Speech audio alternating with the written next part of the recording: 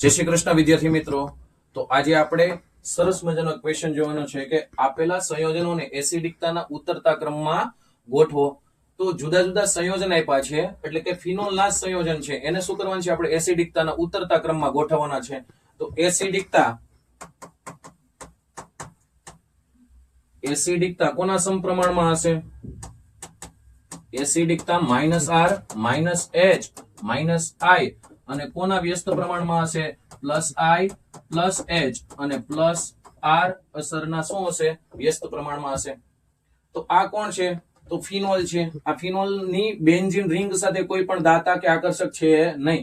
અહીંયા આ ફિનોલ છે. ફિનોલની ઓર્થો પોઝિશનમાં કોણ છે? NO2 ગ્રુપ છે. ઓર્થો પોઝિશનમાં છે તો કઈ અસર હશે? -R અને બીજી કઈ અસર હશે? -I. અહીંયા OH ની પેરામાં કોણ છે? NO2 છે તો આની -R અને -I હશે. અહીંયા મેટામાં NO2 છે તો માત્ર ને માત્ર -I અસર હશે. ઓકે, તો પેલા કોણ આવશે? -R અસરવાળા. -R અસરવાળા પેલો આ બીજો અને ત્રીજો છે. ઓકે, આમાંય -R આમાંય -R, બેયની -R કેવી હશે? સેમ. તો હવે શું ચેક કરવાનું? -I આ NO2 ની ક્યાંથી લાગે છે? ઓર્થોમાંથી.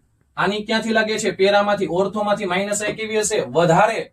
ઓકે, વધારે હશે તો પેલા કોણ આવશે? B, પછી કોણ આવશે? C, પછી D અને પછી કોણ આવશે? A.